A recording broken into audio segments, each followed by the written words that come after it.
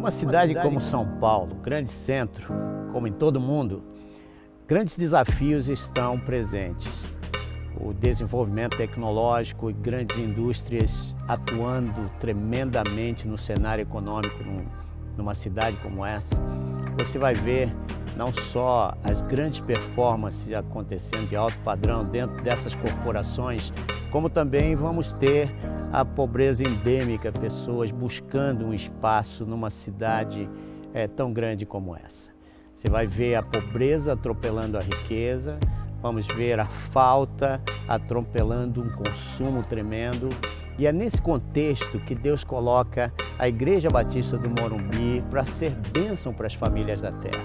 Isso é bíblico, isso é parte daquilo que a igreja precisa ser, um testemunho da graça de Deus onde ela está sendo colocada. Nesse contexto, o Hands in Action, ele nasce para ser o braço da igreja, sócio evangelístico, atuando fora do cenário do nosso templo. Nós entramos nas comunidades, onde nós estamos atuando com as pequenas igrejas, fortalecendo o seu trabalho, trazendo profissionais ali. Temos o Hands in Action Mundo, onde nós abraçamos comunidades que estão ao redor do mundo, atravessando problemas como o tráfico humano, tráfico de órgãos e a exploração do trabalho infantil e outras situações. Nós entendemos que a história de Deus precisa chegar até pessoas que nunca chegarão aqui, ao menos que a igreja vá até eles. Por isso nós também temos o Hands in Action aqui do nosso bairro, onde nós queremos atuar nos dois lados sociais do nosso bairro. Nosso bairro é dividido por uma metade que vive em comunidades e a outra metade em condomínios de alto padrão. Nós achamos que nesse lugar onde Deus nos colocou é que queremos ser bênção para essas famílias, levando nossos profissionais. Você que é parte da nossa igreja, na verdade, tudo que você está vendo nesse filme tem a ver com você. Pessoas que saíram daqui, tocaram vidas, estão tocando vidas, transformando vidas. Pessoas que talvez nunca teriam suas vidas restauradas, ao menos que Jesus chegasse até elas através de você.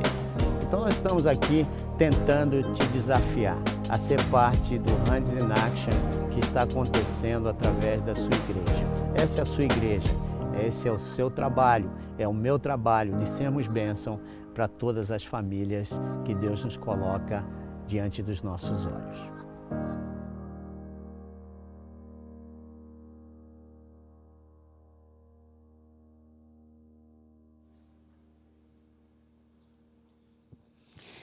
Há algum tempo atrás eu conheci esse homem. E aí ele veio aqui à nossa igreja, conversou com o pastor Lisânias, com os outros pastores, e nós começamos aí um processo de andarmos juntos com a Junta de Missões Nacionais, no sertão, os ribeirinhos, como vocês viram aqui. E Deus está nos levando a alguns lugares aí onde a necessidade é tão grande. E esse homem era um profissional da Caixa Econômica em Brasília durante um bom tempo, tinha um alto cargo. Eu estou falando isso, você não precisa, isso aqui é mais para te apresentar, tá bom? Não fica... Ele sabe disso, deixou tudo por causa desse Jesus que nós cantamos aqui. Para ser um discípulo, às vezes a gente precisa tomar algumas decisões bem radicais, de nos afastar daquilo que às vezes Deus não quer para a gente. E esse prazer enorme de ter você aqui, Fernando, é muito grande. Já faz um tempo que pastor Lisânias, a equipe pastoral, vem orando por você. Que Obrigado. Deus te use muito, que Deus te faça instrumento dele aqui. Amém, amém. Obrigado, pastor. Queridos, graça e paz em Cristo Jesus. Amém? Amém. Que alegria, pastor Lisânias, estar aqui. Obrigado, querido, pelo honroso convite. Louvo a Deus pela sua vida, pela visão missionária, ministerial desta igreja, sua equipe, pastor Humberto e os demais. Trabalho lindo que essa igreja tem feito, irmãos. Dou graças a Deus pela vida de todos vocês.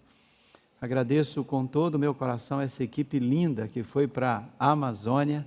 E quando a gente vai para a Amazônia, a gente volta, mas parte do coração fica lá. Cadê o Felipe? Do grupo da Amazônia foi só o Felipe que eu guardei o nome.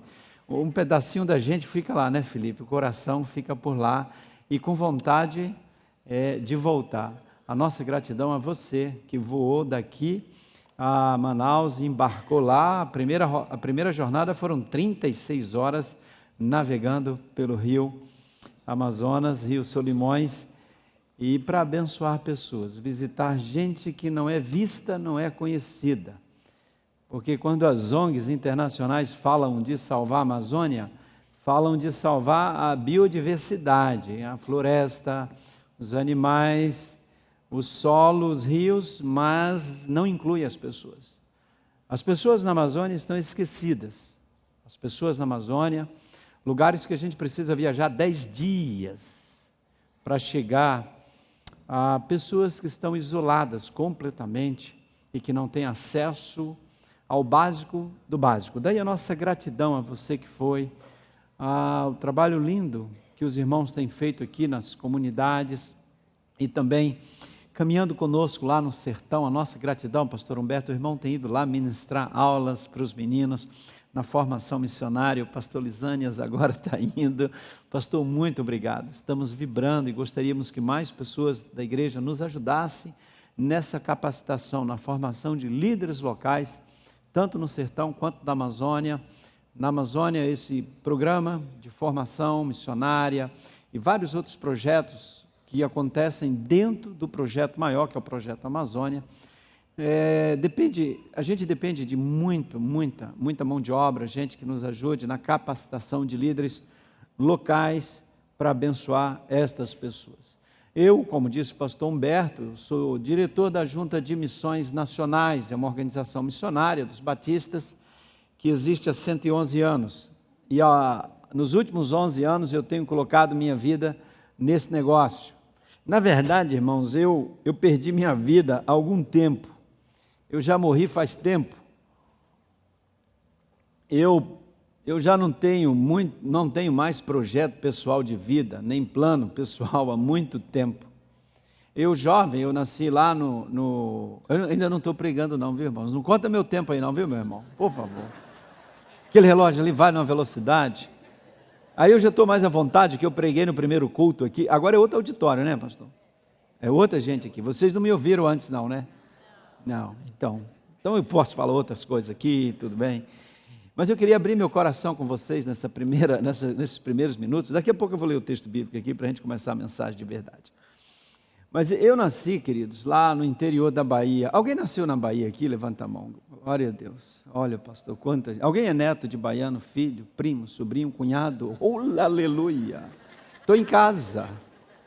Pode abaixar a mão, Deus abençoe. Alguém gostaria de ser baiano? Levanta. Deus abençoe, Deus abençoe, Deus abençoe, Deus abençoe, Deus abençoe. E olha, pastor, que coisa linda nessa manhã aqui, o agir de Deus.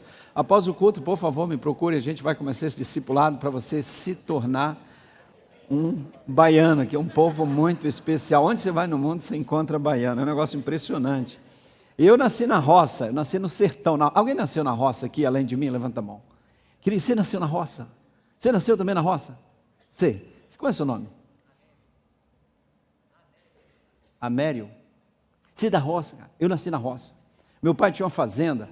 Meu pai era descendente de franceses que foram para a região da Chapada Diamantina, atrás de ouro lá na Bahia e tal, arrumaram ouro por lá, compraram terras. E aí meu bisavô herdou e tal. Enfim, eu sei que eu nasci na roça, acordando cedo e tirando leite de vaca e lá no sertão, comendo aquelas comidas lá do sertão. Depois o papai vendeu a fazenda lá e foi para outro lugar para a gente estudar em outra cidade na Bahia. Só que meu pai acabou perdendo tudo e com 6 filhos teve que recomeçar a vida. Nós passamos muitas dificuldades, não conhecíamos Jesus, não conhecíamos a palavra de Deus. Depois eu fui para Belo Horizonte, fui estudar lá. A minha mãe me deu a passagem de ida. Eu disse para ela que eu nunca mais voltei para casa, foi exatamente porque ela me deu a passagem só de ida. Eu fui estudar em Minas e já tinha aceitado Jesus, eu me converti lá pelos 14 anos de idade. Passamos muitas lutas na nossa família, isso aí não dá para contar não, que aí vai pegar mais o meu tempo. Mas eu fui estudar e estudei, fiz vários cursos, inclusive estudei teologia. e fui ordenado pastor lá em Belo Horizonte, mas nesse meio tempo eu passei no concurso da Caixa Econômica Federal e, pela graça de Deus, ocupei várias funções de gerente de agência, gerente de negócio, de mercado, fiz muitos cursos pela Caixa na época. Aí depois eu fui para Brasília, para a matriz da Caixa, fiquei 10 anos lá como executivo e também pastoreava uma igreja lá, uma igreja missionária, que tinha projetos missionários em vários lugares do Brasil. Eu sempre trabalhei biocupacional, trabalhava na Caixa durante o dia e nas outras horas eu também pastoreava e tínhamos uma equipe lá conosco. E o cara que nasceu no sertão, meu amigo, saiu de casa, com dinheiro da passagem, e chegar onde, pela graça de Deus, consegui chegar profissionalmente, era uma bênção. E um dia eu pensei assim, eu estava com 38 anos, e olhando minha família, olhando onde tínhamos chegado, todos os cursos que eu tinha feito, tantos MBAs disso, MBA daquilo, e tal, gestão disso, gestão daquilo, e eu pensei assim, puxa vida, aquele cara que comia calango lá no interior da Bahia, pastor, aqui a gente fala, o pessoal ri. Vocês sabem o que é calango? É um lagarto verde. Alguém aqui já comeu calango? Não, só eu. Só eu? Levanta a mão. Lá atrás? Gente, eu estou bem na foto aqui. A gente fritava aquele negócio. O papai não gostava de deixar a gente comer calango, não. Mas de vez em quando a gente comia um calango frito. Tiyu frito, é um tiyu, um negócio assim. E hoje, eu estava naquela época numa função de grande responsabilidade, enfim. E eu pregava, né? Eu pregava na minha igreja lá. A minha igreja que tinha 38 projetos missionários no Brasil, fora do Brasil, crescendo, multiplicando discípulos. Já estávamos assim próximos de 2.000 membros. A coisa estava crescendo e eu trabalhando na Caixa também. E assim, descansando na graça do Senhor. E eu pregava que a gente tinha que colocar tudo nas mãos do Senhor, entregar tudo para Deus e que Deus é Senhor de todas as coisas, enfim. Aí um belo dia me ligaram com um convite para ser diretor de missões nacionais. Ninguém me conhecia. Foi uma questão de circunstâncias da direção de Deus. E eu pensei, esse negócio não é para mim. Primeiro desafio que seria, a instituição estava com dificuldades, etc e tal, e eu com a minha vida estabelecida em Brasília, trabalhando há 20 anos na Caixa Federal, com várias funções incorporadas, etc e tal. Quem é funcionário público sabe disso, do que incorporar a função, etc e tal. E aí, Deus deixa muito claro para mim e para minha família que nós tínhamos um chamado missionário para deixar o ministério pastoral da igreja e pedir demissão da Caixa e ser missionário. Com 3 filhos, uma menina com 16, outra com 12 e um menino com 6. Todo mundo estudando. E aí me veio esse convite, falei para minha esposa, não vou nem orar, porque isso não é de Deus. Deus não faz isso com a pessoa, não. Não. Deus não faz isso. Não vou orar, vamos esperar aí 2 semanas e nós vamos responder. Com aquela frase chavão, nos sentimos honrados pelo convite, etc e tal. Mas Deus não nos chamou para esse negócio. Deus abençoe, estamos orando, etc e tal. Só que aí minha esposa falou assim, mas nós vamos mentir. Nós vamos fazer pelo menos uma oração. Falei, vamos, uma. Irmãos, eu coloquei 5 provas que eu tinha certeza que Deus não tinha poder para resolver. Porque eu não queria ir nesse negócio, não. Eu não queria ir para missões, não. Eu coloquei 5 provas que eu quero ver Deus resolver esses 5 negócios aqui. Ele não vai conseguir. E deu o prazo mais curto possível. Eu não queria ir, não. Tinha uma vida estabilizada, irmãos, economicamente, uma outra realidade. Enfim. E Deus começou a falar e responder esses negócios. E eu comecei a ficar desesperado. Que Ele começou a responder. E eu reuni a minha família e falei para eles assim, olha, vocês têm ideia do que é esse negócio? Nós vamos largar tudo isso aqui. Nosso padrão de vida vai cair. Nós vamos morar no Rio de Janeiro. Vocês têm ideia do que é morar no Rio de Janeiro? No Rio de Janeiro. Nós moramos aqui, nós morávamos num apartamento de 4 quartos, 3 suítes, morávamos num lugar. Olha, nós vamos morar num apartamento missionário. Nós vamos rodar o Brasil todo. Eu vou ter que viajar muito. A vida vai mudar. E um detalhe, eu vou sair da caixa. E eu não vou ter mais aquela aposentadoria, não. E talvez vocês tenham que cuidar de 2 velhinhos quando vocês crescerem mais. Aí a minha filha do meio falou assim: pai, porque lá em casa a gente ora e no final a gente fala: o Senhor é nosso pastor e nada nos faltará. O Senhor é a nossa alegria e a nossa força. Nós somos seus servos e andaremos sempre na sua luz. A gente sempre falava isso. E aí eu fiz a reunião de família para a gente tomar as decisões. E a minha filha do meio perguntou assim, eu já tinha levantado todas as dificuldades possíveis. E ela perguntou assim: pai, quem é o nosso pastor? Eu falei: Jesus. Aí ela disse assim: se Jesus não é capaz de cuidar de 2 velhinhos, seria melhor a gente desistir dele agora. E a gente passar a dizer o seguinte: a Caixa Econômica Federal é o nosso pastor e nada nos faltará.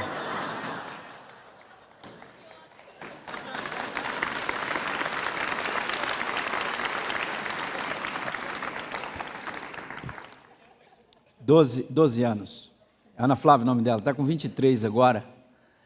Irmãos, e ali Deus foi mudando a nossa história. Mas eu descobri que eu era um pastor idólatra. E que eu não confiava tanto em Deus assim. Estou abrindo meu coração para vocês, irmãos. Porque eu construí uma zona de segurança. Nós, seres humanos, depois que nós pecamos, que nós caímos, obrigado, pastor, não trouxe o lenço, olha aí. Nós, seres humanos, o pecado nos fez seres inseguros e medrosos. O ser humano é medroso, inseguro, porque nós nos afastamos de Deus. Então o ser humano ele é cheio de medos e de inseguranças. E ele então tenta construir uma zona de conforto, de segurança, para eliminar o máximo possível a sua vulnerabilidade. Então, construir uma zona de conforto, quer ver? Construir um patrimônio sólido, isso dá uma certa segurança, tem imóvel próprio, ter um emprego federal, ter um bom salário, ter uma reserva, aí a gente constrói essa zona de segurança. E eu trabalhei a vida toda para construir isso. E aí eu não sei, lá na Bahia a gente falaria assim, e eu não sei por que cargas d'água, depois de passar tantas lutas e chegar nesse ponto, Deus agora vem e pede tudo isso. O senhor não podia pedir outra coisa? Vai largar tudo isso, minha zona de segurança, minha zona de conforto? E eu descobri que eu tinha alguns Isaques que eu precisava consagrar e dedicar ao Senhor. Padrão de vida, a zona de conforto, tudo aquilo que a gente acha que conquistou e que a gente está no controle, Deus pediu. E eu tive que chorar algumas noites e orar, até o dia que eu peguei o carro e desci aquele eixo monumental em Brasília, e fui à sede da empresa, preenchi um monte de formulário, fui entrevistado por psicólogo, por médico, muitas perguntas, e eu disse assim: eu estou indo embora. Aí me perguntaram, mas você vai fazer o quê? Eu falei: vou ser missionário. Mas o que é isso? Eu expliquei, mas não entendia. Mas você já é pastor? Eu falei: não, mas você é missionário. Você está com algum problema em casa, separando? Estou não. Meu problema é outro. Aí, eu tinha meus Isaques. E às vezes, irmãos, a nossa vida profissional, o nosso sucesso, isso que o mundo diz que é a realização plena da vida, que são as conquistas humanas, isso às vezes vira um altar e um Deus que a gente passa a servir. E na verdade a Bíblia fala sobre Mamon. A agenda do mundo é definida por Mamon. A correria, o estresse, a dinâmica é definida por ele. E nós, de certa forma, servimos a esse Deus chamado Mamon, chamado riquezas. E aí eu precisava entregar tudo aquilo ao Senhor para virar missionário. Aí eu recebi um formulário, preenchi tudo, e aí depois tinha lá, líquido a receber, 0. Pedi demissão, não tinha acordo, nem fundo de garantia recebi. Saí com a mão abanando. Cheguei lá embaixo do prédio, liguei para minha esposa e falei assim: ó, nós estamos livres, aleluia. Livres de quê? Falei assim: agora nós estamos livres, nós vamos trabalhar para Jesus, vamos ser missionários. Agora nós somos missionários. Juntamos a turma e fomos para o Rio de Janeiro. Para você ter ideia, eu perdi 83% da minha renda para ser missionário. Eu falei, cá comigo, eu falei assim, eu devo ter jogado pedra na cruz. Porque Jesus não faz um negócio desse. Eu falei assim, só porque eu nasci no sertão da Bahia, deve estar acontecendo isso comigo. Isso não acontece com um cara que nasce em São Paulo. Mas entregamos tudo, irmãos, para o Senhor. A minha filha um dia entrou no quarto chorando e disse, pai, eu não sei qual é a sua decisão, mas nós aqui já tomamos a nossa. Eu, minha mãe e o Gui e a Flavinha, se nós não aceitarmos esse convite, nós vamos ser desobedientes ao Senhor. E só tem duas coisas importantes na nossa vida, que a nossa família esteja unida e no centro da vontade de Deus. Ela casou, outro dia eu preguei no casamento, preguei sobre isso. Falei, você me ensinou um dia que só importa na vida que a família esteja unida e no centro da vontade de Deus, e o resto, Deus proverá. E aí, queridos, deixei tudo, consagrei, me libertei dessas questões que às vezes tomam o coração da gente. Estou dizendo que você não tem que trabalhar, enfim, prosperar, fazer negócios, etc e tal. Mas não pode estar com o coração nisso não, porque Deus pode te pedir isso a qualquer momento e querer que você coloque isso a serviço dEle. E se você estiver reinando, você vai ter dificuldades. E experimentar viver na total dependência de Deus é um negócio extraordinário. Eu não sei se você já experimentou isso, dormir e acordar cada dia na total dependência do Espírito de Deus. Sabendo que Deus está no controle, não importa o que vai acontecer amanhã, não importam quais as notícias virão, o que importa é que Ele está conosco, Ele está no controle, Ele estará conosco mesmo no vale da sombra da morte, e eu dependo 100% de Deus, não importa, Deus está no controle, depender de Deus. Mas vamos falar de missões, muito bem. E aí eu perdi minha vida, coloquei minha vida em missões, irmãos. Hoje eu não tenho nenhum projeto pessoal de vida. Eu só tenho duas razões de viver. Eu uso duas alianças, né? Uma é com minha esposa, meus filhos, minha família. E a outra, os meninos da Cristolândia que saíram das ruas me deram. E falaram, pastor, você tem uma aliança com as ruas do Brasil. Falei, tá bom, minha esposa disse que eu podia usar. Então são minhas duas razões de viver. Minha família e as ruas, a obra missionária. Então, para mim, tanto faz chover, fazer sol, o que eu visto, o que eu como, o que eu deixo de comer, onde eu durmo, se é no barco, na rede, pouca diferença faz para mim. A única coisa que me preocupa é que eu esteja correspondendo com a expectativa de Deus, aquilo que Ele quer para a minha vida. Felipe, nós temos muitos projetos missionários na Amazônia, meu irmão. Você foi lá, viu. Nós temos no Nordeste, temos projetos nesse Brasil todo. E esse negócio na Amazônia, eu fiz uma viagem para lá, há alguns anos, e voltei com o coração de lá quebrado. Fui visitar uma família, e lá a gente viaja muito, né? 20 horas, 30 horas, sei lá, um dia, 2. E nós tínhamos viajado muito, e fui lá no interior. Eu acho que depois de lá não tinha mais nada. Encontrei a casa, um barraquinho de uma senhora na beira do rio, e estava com mais algumas pessoas comigo, conversamos com ela, compartilhamos a palavra de Deus, oramos, fiquei ali com ela umas 2 horas.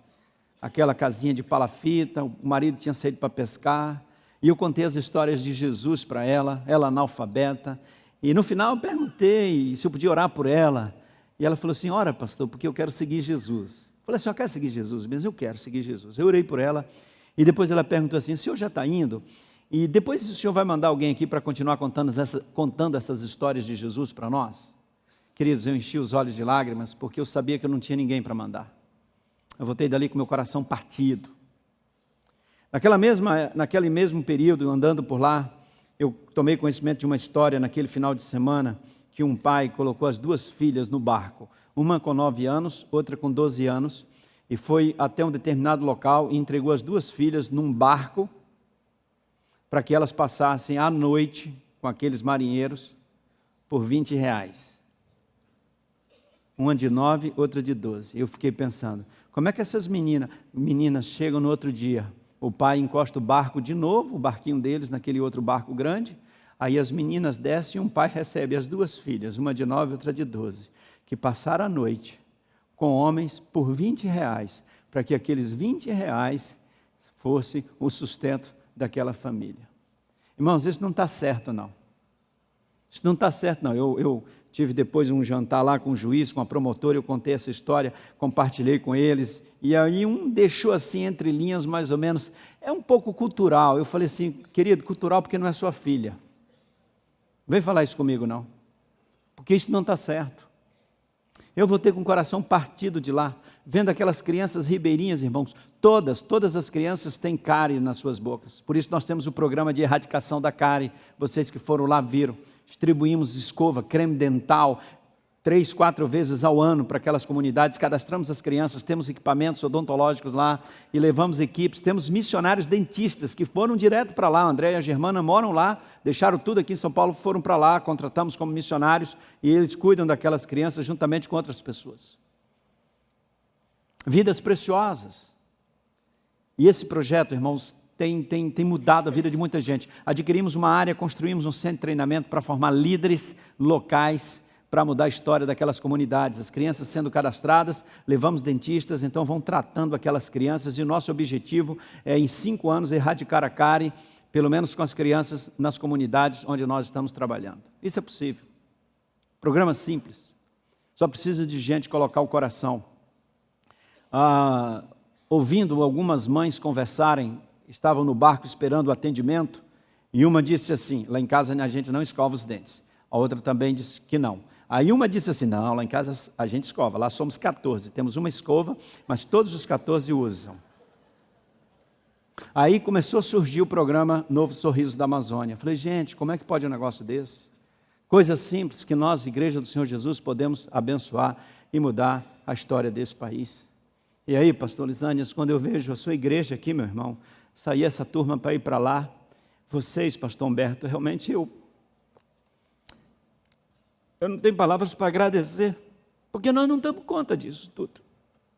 Eu não tenho palavra para agradecer quando uma médica, um enfermeiro, um arquiteto, um dentista ou qualquer profissional sai daqui, se mete dentro da Amazônia, viaja 36 horas dentro de um barco, sem tanto conforto como você tem na sua casa. E por que vocês vieram fazer aqui? Eu vim abençoar vidas. Gente, esse negócio é extraordinário. Isso é de Deus, isso é o mover de Deus. Eu vim aqui hoje, pastor, mas para agradecer. Louvar a Deus pela vida dessa igreja e dizer, querido, nós estamos juntos nisso. Amém. Deixa eu ler o texto para pregar aqui. Abre a Bíblia em Mateus 9, que agora nós vamos pregar. E o relógio está dizendo que eu tenho 17 minutos, mas nós vamos nesses 17 minutos fazer alguma coisa aqui, só a graça de Jesus. Eu já vou lendo porque o negócio está complicado. 9 é o capítulo, o verso 35. Jesus falando aí, Mateus 9, a partir do 35 diz assim, e Jesus percorria todas as cidades e vilarejos e povoados da Amazônia, do sertão, ensinando nas sinagogas, pregando o evangelho do reino e curando todo tipo de doenças e enfermidades. Vendo as multidões, compadeceu-se delas, porque andavam atribuladas, sofrendo, abatidas, como ovelhas que não têm pastor. Então ele disse para os seus discípulos, dê uma olhada, vejam como a seara é grande e precisa de mais gente para trabalhar. Orem, roguem por mais trabalhadores, porque Deus chama as pessoas para trabalhar, mas nem sempre as pessoas obedecem. Então nós temos que orar para que as pessoas obedeçam ao chamado de Deus. Mas para a gente entender, irmãos, essa questão missionária, missiológica, missional, a gente precisa entender essa teologia bíblica de missões. Preste atenção numa coisa, Deus ama você. Todas as pessoas podem deixar de amar você, mas Deus vai sempre te amar. Todos podem te abandonar, inclusive sua família, mas Deus continua amando você. Não é porque você merece não, é porque Ele ama você mesmo. O ser humano foi criado para se relacionar com Deus. A plenitude da vida está no relacionamento do ser humano com Deus. Não são as conquistas pessoais e o sucesso da vida de uma pessoa que vai definir a plenitude e a realização de vida dela. É o relacionamento com Deus. O ser humano só funciona bem e só se realiza se ele se relacionar com Deus, porque ele foi arquitetado, criado para isso. Numa linguagem dos dias modernos, o ser humano foi criado para viver linkado com Deus. E quando ele se afasta de Deus, ele é perigoso. Ele não se realiza, por mais que ele conquiste. Então o ser humano pecou e o pecado entrou na nossa natureza, ela se tornou incompatível com a natureza de Deus. E nós fomos afastados de Deus, porque a natureza dele é santa. Mas ele nos amou e nunca desistiu de nós. Irmãos, no dia que o ser humano pecou, Deus se tornou missionário. Deus é missionário. O Deus que nós adoramos nesta manhã é um Deus missionário, porque Ele nos ama e nunca desistiu de nós. Em Gênesis 3, o ser humano cai, e em todo o Velho Testamento, Deus sinaliza que vai dar uma resposta. E a resposta vem, lá em João 1,14 diz: e o verbo se fez carne e habitou entre nós, cheio de graça e de verdade, e vimos a sua glória. A glória de quem? Do unigênito do Pai. A grande questão não era se Jesus era Deus, às vezes se discute teologicamente, né, a divindade de Jesus, mas a grande questão não é se Jesus era Deus, a grande questão é Deus se revelou na forma humana. É muito maior o raciocínio pensando, Deus se manifestou na forma humana, porque Ele nos ama e nunca desistiu de nós, Ele veio. E na cruz do Calvário, Ele pagou o preço pelos nossos pecados. Romanos 4,25 diz, Ele foi entregue à morte pelas minhas, pelas suas iniquidades, pelos nossos pecados. E na sua ressurreição nós fomos justificados. Aí vem o capítulo 5, verso 1 que diz, portanto, justificados pela fé, temos paz com Deus, por meio de quem?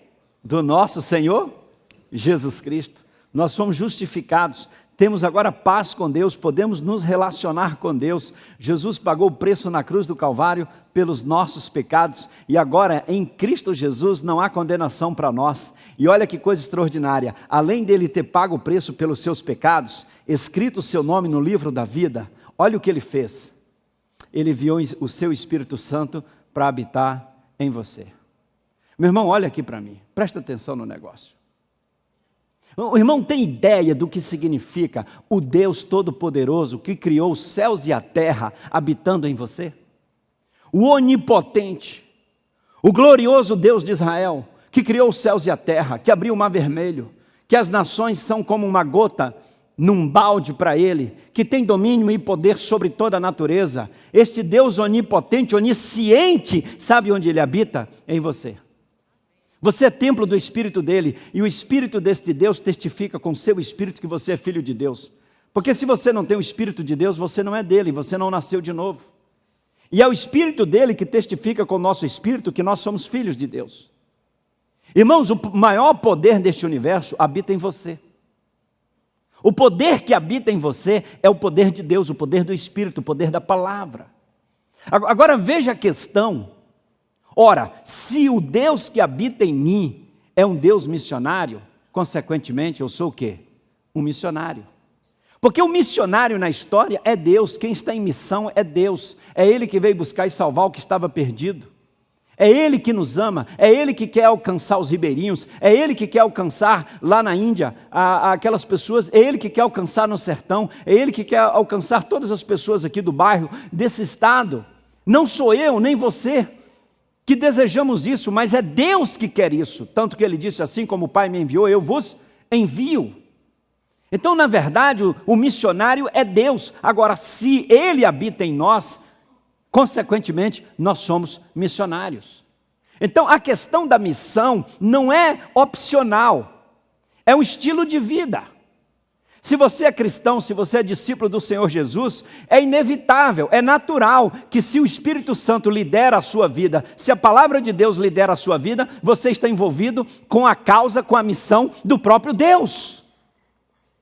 Se envolver na obra missionária é permitir-se ser liderado pelo Espírito Santo de Deus, ser liderado pela palavra de Deus. A vida é sua e Deus quer usar você. Você pode entristecer o Espírito Santo, até anular a obra dele na sua vida. Mas Deus nos chamou, o Espírito de Deus nos chamou, nós somos discípulos de Jesus para vivermos a intensidade da vida cristã e a intencionalidade dela. Como diz o apóstolo Paulo, vivo não mais eu, mas Cristo vive em mim. E a vida que agora vivo na carne, vivo na fé em quem? No Filho de Deus. É Ele quem lidera. Ele é o cabeça, eu sou o corpo, Ele dá o comando e eu obedeço.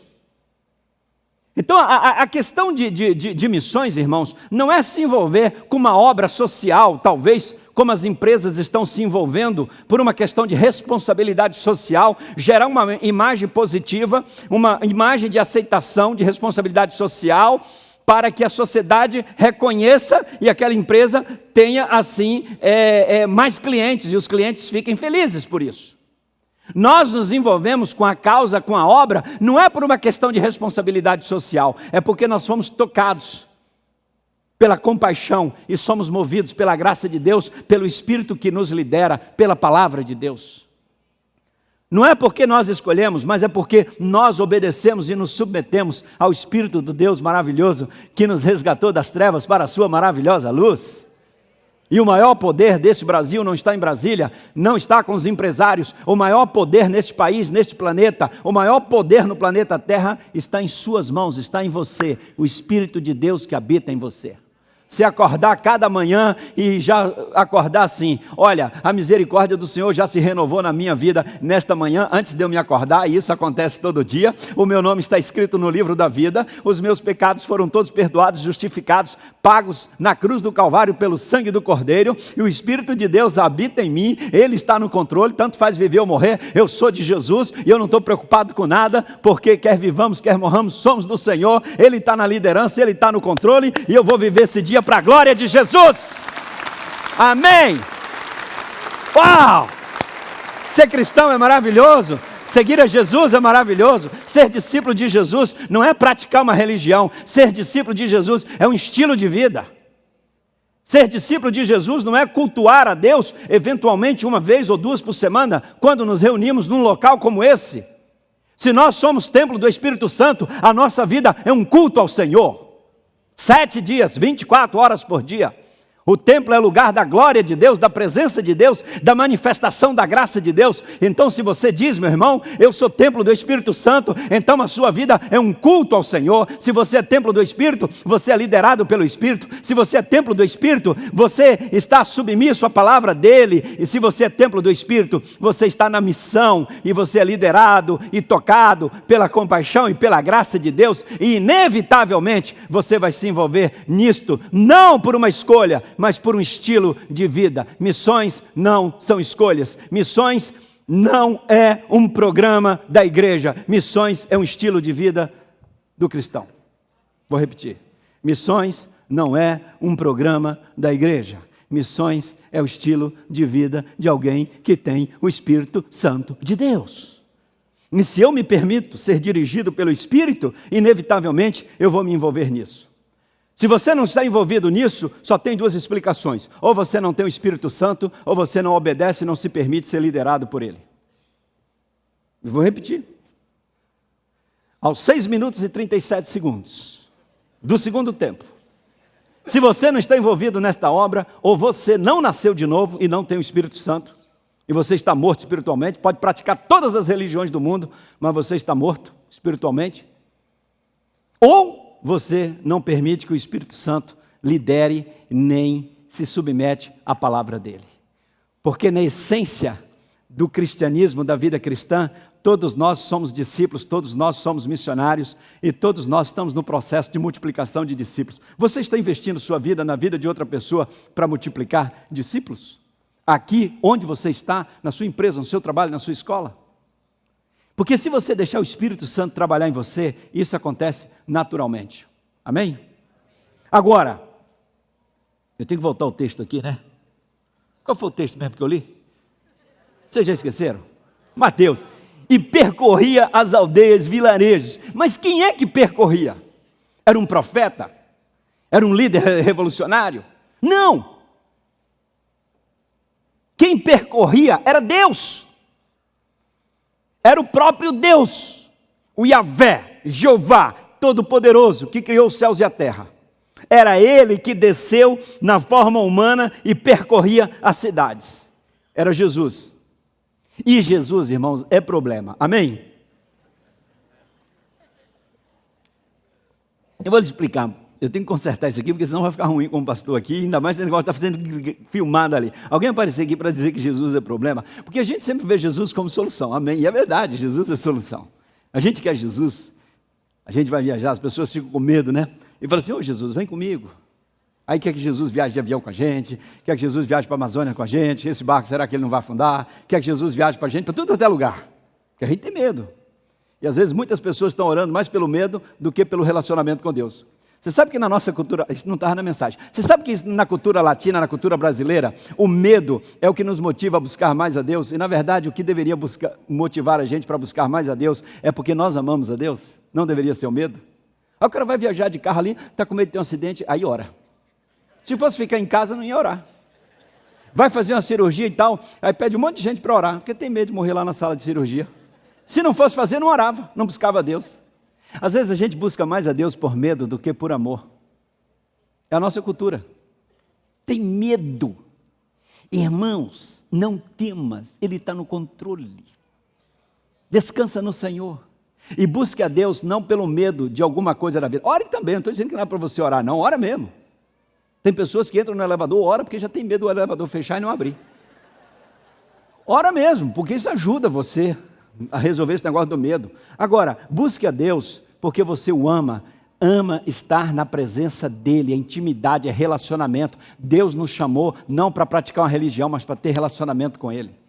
Agora deixa eu voltar aqui no problema. Então Jesus, Ele atraía pessoas, Ele percorria, Deus percorria esses lugares e Ele atraía pessoas com problema. Quem é que Jesus atraía? Leprosos, cegos, prostitutas, samaritanos, publicanos, cobradores de impostos, corruptos. Jesus atraía gente de todo jeito, mulheres doentes. Jesus só atraía problema. Você quer andar com Jesus? Se você estivesse percorrendo ali com Jesus, você ia topar isso o tempo todo, só encrenca. Depois do Sermão do Monte, lá em Mateus 5, 6 e 7, é o Sermão do Monte, aí vem o capítulo 8, Jesus então desce e vai cumprir a sua agenda missionária. Você sabe qual é o primeiro compromisso na agenda missionária de Jesus depois do Sermão do Monte? Um leproso. E diz o texto que Jesus toca no leproso. Os discípulos devem ter pensado, onde é que ele vai parar? Ainda depois do leproso, que ninguém deveria tocar em leproso, aí aparece um comandante romano dizendo que tem alguém doente na sua casa. Aí Jesus fala assim, eu vou lá e vou curar. Aí os discípulos falaram, sem noção. Já viu na lei um judeu entrar na casa de um gentil e ele ainda quer ir lá para abençoar romano? Está fora de ordem, Jesus. Aí o moço ficou tão impactado com o negócio que ele falou assim, não Jesus, não precisa ir lá em casa não, só fala uma palavrinha e o moço vai ficar curado. E se você pegar o capítulo 8 de Jesus, a agenda dele, ele tem uma agenda intensa. E no final do dia, ele fala para os discípulos, olha, vamos entrar no barco. Eles estavam em Cafarnaum. E atravessaram o mar da Galileia, foram para Gadara, 27 quilômetros, e ele enfrentou uma tempestade num barco que não tinha ar-condicionado, não tinha serviço de bordo, ele estava deitado na proa daquele barco, não tinha conforto nenhum, e pegou uma tempestade, ele tentando tirar um cochilo, os discípulos chamaram e falaram, Jesus, acorda porque o negócio está feio, o barco vai virar. E o Rei dos Reis, o Deus eterno, estava deitadinho ali naquele barco. Sabe para quê? Para chegar na terra dos Gadarenos. João capítulo 9. Quem vem ao encontro de Jesus? 2 endemoniados que viviam num cemitério, violentos, ninguém passava por lá. E aí Jesus liberta aqueles 2 homens. Aquela cidade rejeita Jesus. Jesus entra no barco e volta para Cafarnaum. Só atraía problema. Agora, quando eu olho o Rei dos Reis, depois de um dia intenso, de uma agenda intensa, abençoando tantas vidas, atravessar o mar da Galileia para ir lá abençoar 2 pessoas e ser rejeitado e voltar, meus irmãos. É o Rei dos Reis.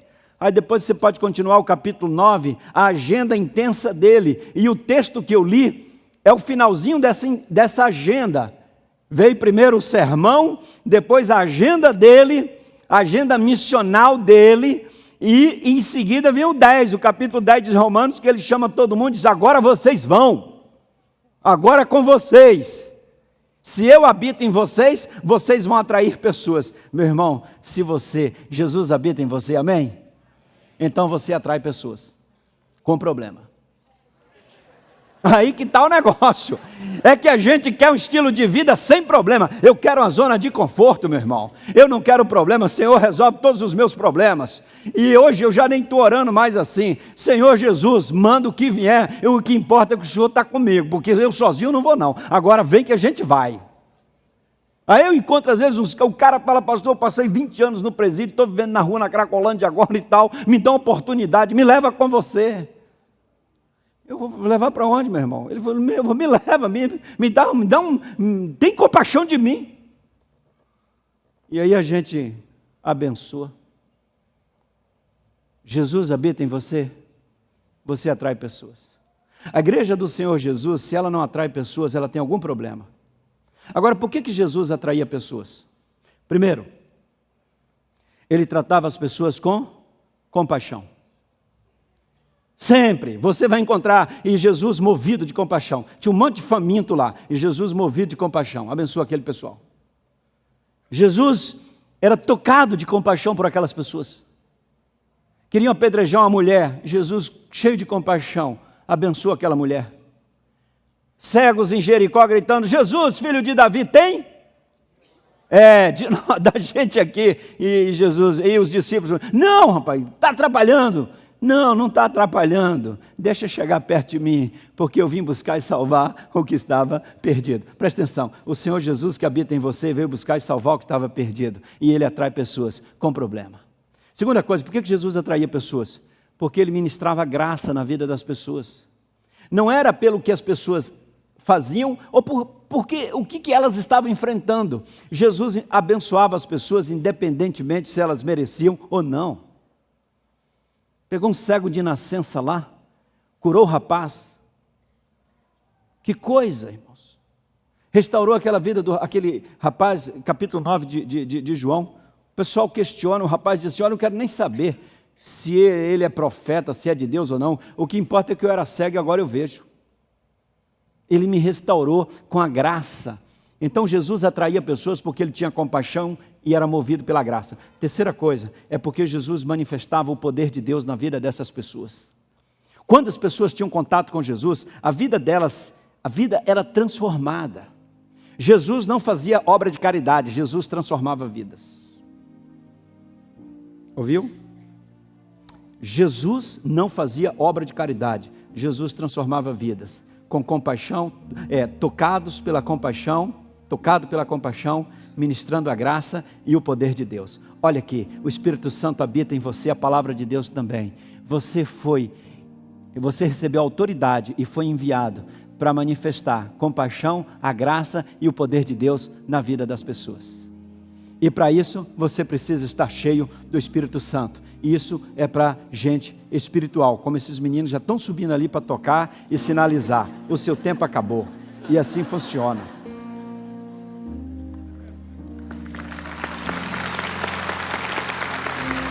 Agora, Deus nos deu uma igreja cheia de compaixão aqui, amém? E vocês vão me dar 2 minutos para eu contar a história, amém? Posso contar, meu irmão? Agora, aquele cântico, o último que você cantou, eu quase aceitei Jesus de novo aqui, aquele último aqui. Não foi de Deus aquilo ali? Eu falei com o pastor aqui, a gente podia fechar a conta aqui e ir embora. Naquela hora, fechar a conta é um jeito de dizer, né, irmãos? Pagou o ingresso, então vai embora. O que eles cantaram aqui, aquela última parte ali, meu Deus, era o Espírito Santo falando com a gente. Mas deixa eu contar a história aqui para vocês, para eu terminar esse negócio aqui. Deus quer usar você, meu irmão. Deus quer usar você. Pastor, mas quem eu sou? Não importa quem você é, não, porque o poder é de Deus. Porque se for o seu poder, você vai ficar vaidoso. Pastor, eu não sei fazer nada. Ótimo, Deus gosta de usar gente que não sabe fazer nada. Estou aqui eu. Pastor, eu não tenho nada, não tenho recurso nenhum. Ótimo, Deus nunca chamou alguém para fazer nada que ele tenha todos os recursos para a obra que precisa ser feita. Porque a obra de Deus, ela só acontece na forma de milagre, porque é na total dependência do poder de Deus. Não esquece isso. Se você for entrar em projeto missionário, qualquer projeto, primeira coisa é que você precisa aprender a viver pela fé, porque não vai ter todos os recursos e a gente precisa aprender a depender de Deus. E essa relação de dependência de Deus é um negócio maravilhoso, é um estresse que eu gosto de ter. Eu preciso de milagre todo dia. E eu entro numas... Agora, semana passada eu tomei uma decisão, lá para comprar um terreno no sertão. Não tem uma banda de real. 80 mil para comprar um lugar de 10 mil metros quadrados, para a gente construir o centro de treinamento que a gente está alugando. É num lugar chamado Carnaíba do Sertão, fica mais ou menos uns 15 quilômetros de Juazeiro, da Bahia. E lá, meu pessoal fala assim, pastor, é oportunidade. Eu falei, ótimo. E o recurso? Não tem não. Como é que faz? Eu falei assim, então é com ele. Se ele está querendo que a gente faça isso, o problema é dele. Ele que arrume o negócio. Aliás, depois eu quero convidar você para participar disso. Mas no final eu falo. Deixa eu contar a história aqui. Estou na dúvida de qual história que eu conto, a primeira ou a segunda? Hã? As duas? Aí eu pego 4 minutos. Então eu vou contar as duas. O pastor me falou que esse culto não tem outro depois. Segura aí, bênção. O pastor nunca mais vai me convidar para pregar aqui. Vai falar assim, o cara fica enrolando a gente aqui, vocês sorrindo. Deixa eu contar 2 histórias então. Primeira, rapidinho. Eu fiz uma viagem missionária lá para o sertão, lá para o Rio Grande do Norte. Um lugarzinho chamado Sertão do Siridó. E visitamos várias famílias. Eu fui visitar uma família, a família do irmão João. Olha, eu nunca fui numa casa tão pobre como a dele. Chão batido. Para eu entrar naquela casa eu abaixei, porque senão eu batia a cabeça na porta. Muito pobre. Ele trabalhava numa olaria carregando terra, ganhando R$2 por dia. Olaria onde faz telha, tijolos e tal. 4 filhos. Ele analfabeto de pai e mãe. Simples, simples, simples. Eu fui naquele final de tarde, um sábado, à noite teríamos um culto naquela cidade. E cantamos com ele ali um cântico, tinha 2 jovens comigo com violão. Levamos alimentos, roupas para aquela família. E eu olhando aqueles meninos, 4 barrigudinhos, olhando assim para mim, tudo descabriadinho. Conhece a palavra descabriado? Tudo envergonhadinho. E o João ali, simples, rapaz. Aí no final da visita eu falei, então irmão João, o irmão vai ao culto, daqui a pouco com a família. Temos o coral da igreja aí, de Brasília que veio, vai ser bonito o culto. Aí ele com aquele jeito nordestino assim falou, ô pastor, eu não vou não. Eu falei, não vai por quê meu irmão? Aí ele falou assim, é que eu não tenho um sapato. Eu falei, não tem problema, pode ir de chinelo, Jesus aceita adoradores de chinelo. Ele falou assim, não tenho chinelo. Pastor, tem 6 meses que eu entreguei minha vida a Jesus, e eu tenho frequentado a igreja descalço, e a única calça que eu tenho, ela está rasgada nos 2 joelhos, e ela é um pouquinho curta, e eu vou ficar com muita vergonha dos meus irmãos de Brasília, chegar lá descalço. E eu olhei assim, eu olhei para o pé dele, aquele pé vermelho, de barro.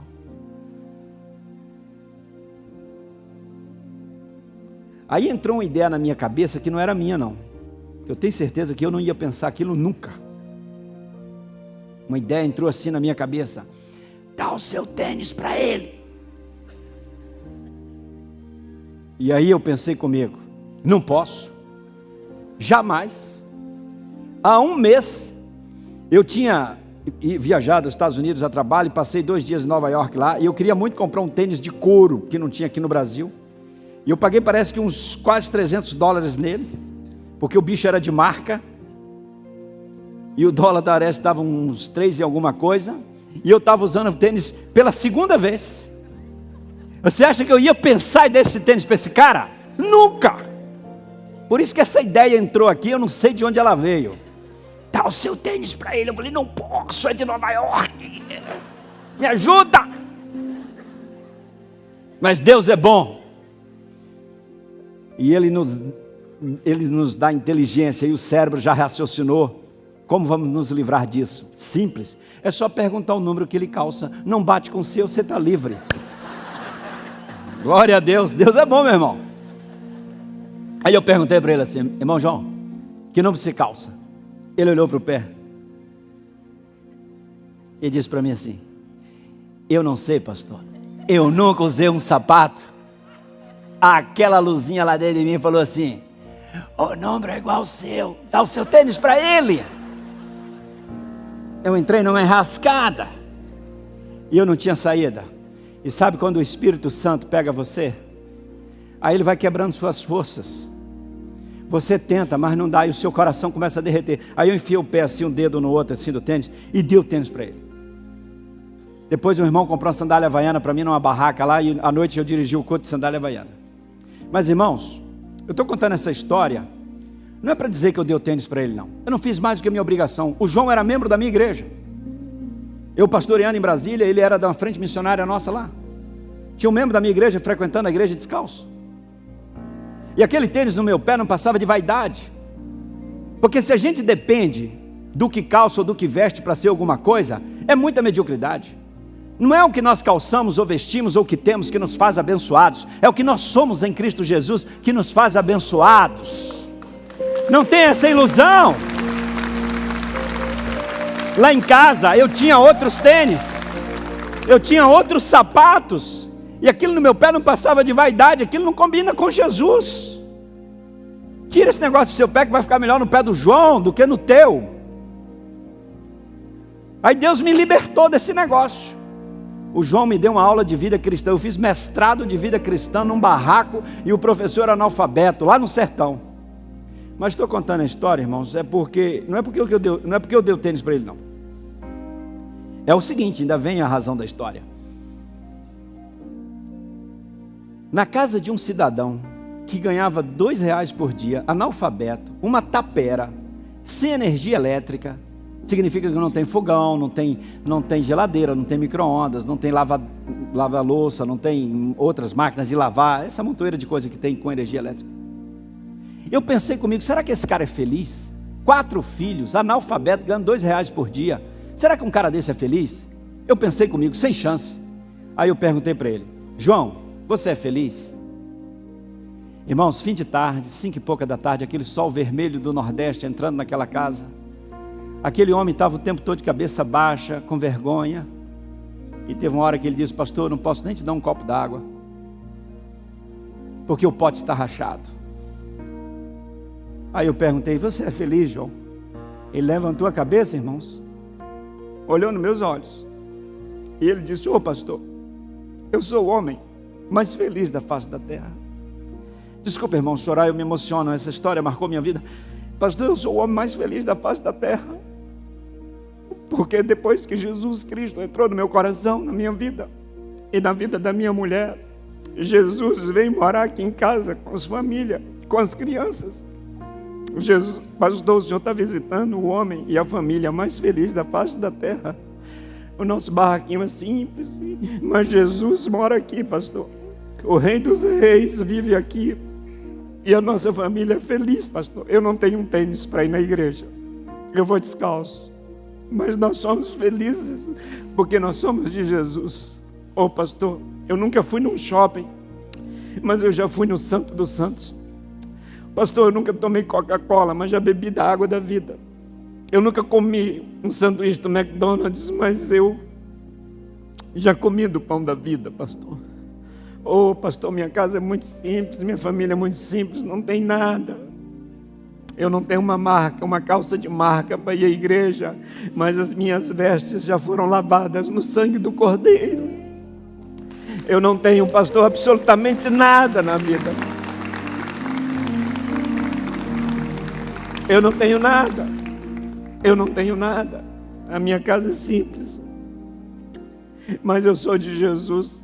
Eu não tenho carteira assinada, eu não tenho nenhum contrato de trabalho, eu não tenho nenhum bem, nenhum patrimônio, mas eu sou herdeiro do Rei dos Reis, e o meu nome está escrito no livro da vida. Eu não tenho um salário digno, mas eu sou servo daquele que é dono de toda prata, de todo ouro. E olha, pastor, nós não temos nada, mas nós somos felizes. Eu fui aprender que não precisamos ter nada, o que nós precisamos ter é Jesus Cristo, e viver intensamente essa vida cristã, esse discipulado. A intensidade, a intencionalidade da vida cristã vai muito além do que nós imaginamos, irmãos. Aprendi com aquele homem que a vida é permitir que Jesus lidere a vida da gente, porque tudo vai virar pó.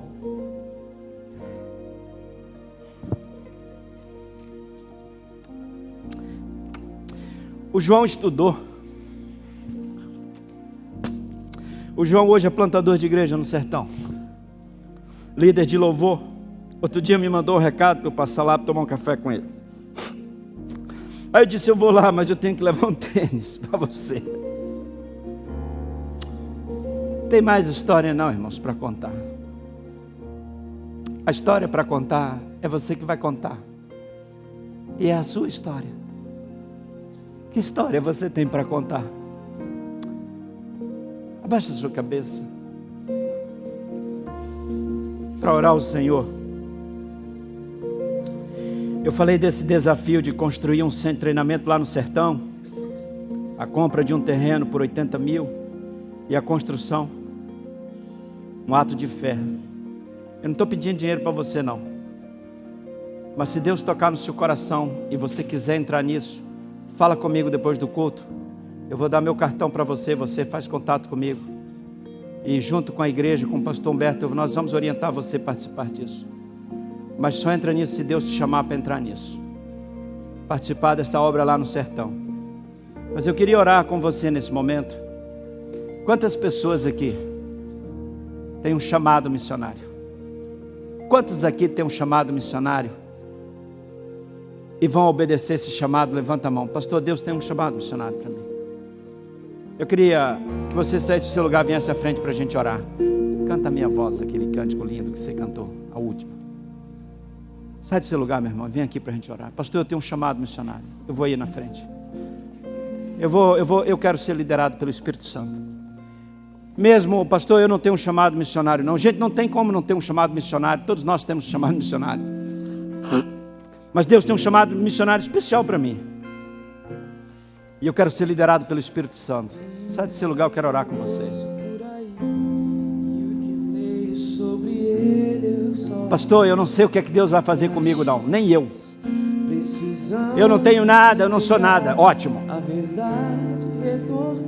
Eu quero colocar minha vida no altar do Senhor para ser usado e liderado pelo Espírito Santo. Nesta manhã eu quero fazer uma aliança com Deus, a aliança da liderança do Espírito. Eu me submeto à liderança do Espírito. Só mais uma pergunta nesta manhã, a você que está aqui. Igreja, ora querida igreja, comigo. Baixa a cabeça e ora. Deixa eu fazer uma outra pergunta aqui. Alguém nesse auditório que nunca entregou a vida a Jesus, quer seguir Jesus, ser um discípulo de Jesus, levante sua mão bem alto. Pastor, eu quero seguir Jesus. Amém. Você quer, filha? Você quer seguir Jesus, entregar sua vida a Jesus? Amém. Vocês, venezuelanos, querem entregar a vida a Jesus, mas é para valer, tem que renunciar a tudo. E Jesus ser o Senhor da vida de vocês. Descer do trono da vida e dizer, Jesus, eu entrego minha vida ao Senhor. Você quer entregar sua vida a Jesus também, filha? Amém.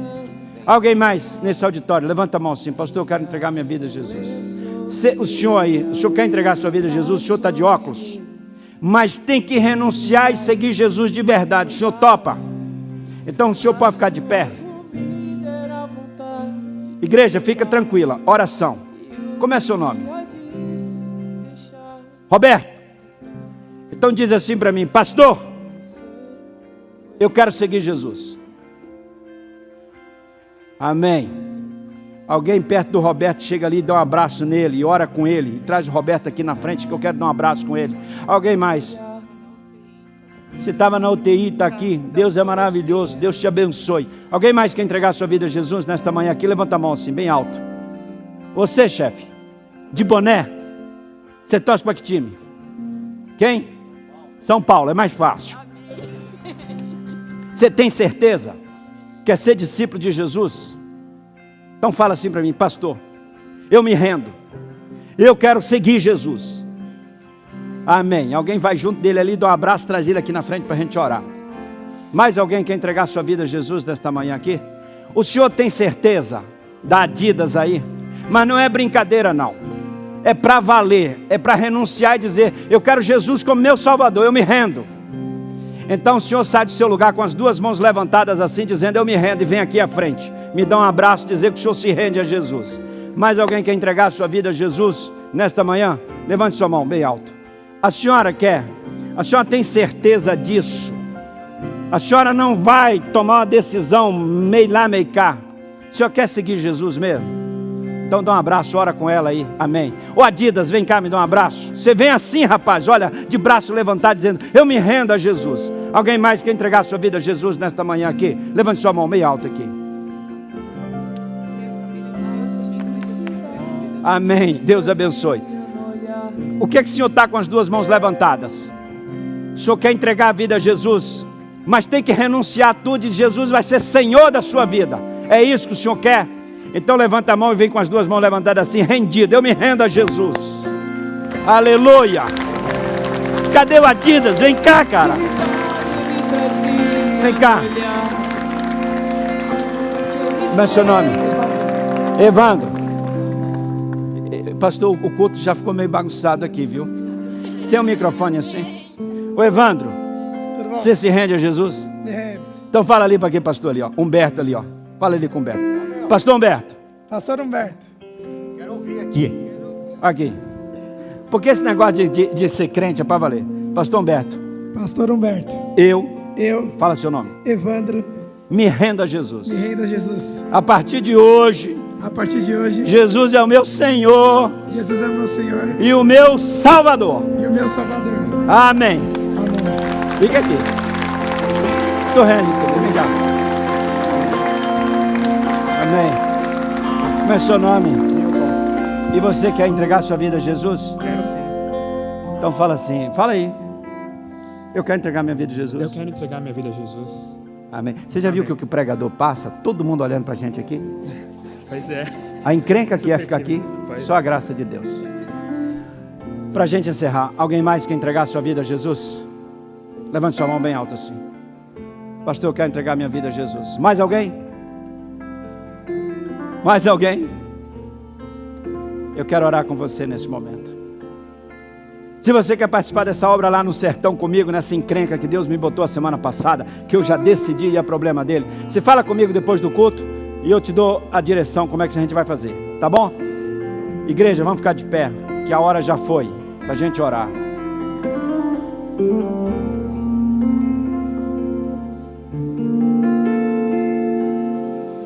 Senhor Jesus, sobre as pessoas que nesta manhã entregaram sua vida ao Senhor, eu quero pedir porção dobrada da Tua graça, que o Teu Espírito dirija e oriente em tudo.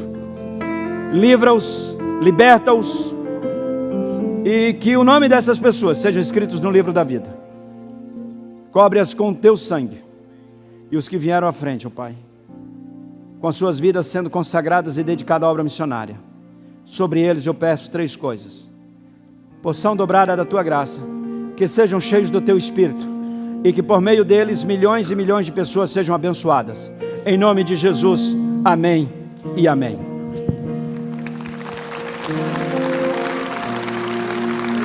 Glória a Deus, desculpa, eu passei da hora aqui. Eu acho que a gente pode cantar essa música em pé ainda, não podemos? Não vai embora ainda, celebre com Jesus essa última música, depois nós podemos sair.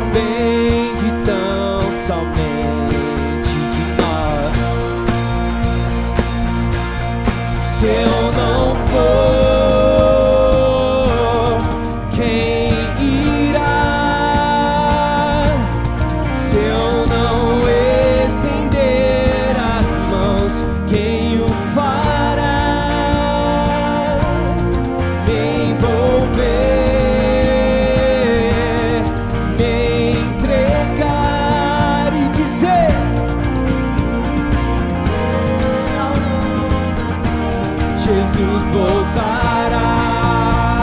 Oh! até que Ele venha, até que Ele venha. Cristo a esperança que ao mundo vou levar, até que Ele venha, oh, até que Ele venha.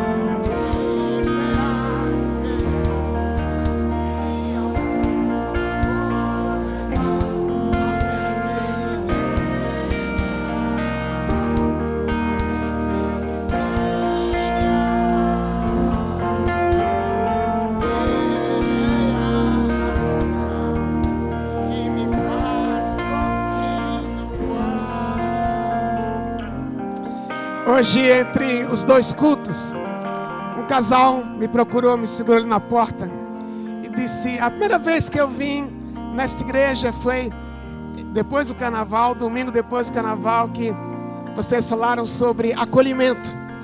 E eu nunca me senti tão acolhido na vida como nessa igreja. E aqui Deus tem transformado a minha vida. Eu acho que é esse lado da gente receber, mas o que nós vemos hoje é ao lado da gente lá fora. E quando você ouvir essa mensagem que você ouviu hoje, o foco é para fora, a gente ir atrás. Então sábado, Hands in Action, é uma experiência a gente ir para fora, sair desse salão, buscar quem está lá fora para ser acolhido. Por isso, quando você atravessar aquela porta, não esqueça, você está numa missão. E como vimos nessa manhã, o poder não é seu, Deus vai lhe capacitar para fazer aquilo que você nunca fez. Mas não esqueça que nesta manhã, talvez se não toda a igreja, uma boa parte da igreja diz: Senhor, eu vou. Não esqueça, Deus vai lhe capacitar. Dê a mão quem está ao seu lado. Nós vamos terminar orando e agradecer a Deus esta manhã. Obrigado, pastor Fernando, pela bênção que foi para a minha vida, para a nossa igreja. Que Deus use você muito mais do que você pode imaginar. A Deus, obrigado pelo desafio desta manhã. Só te pedimos que a gente não esqueça aquilo que ouvimos e que prometemos ao Senhor.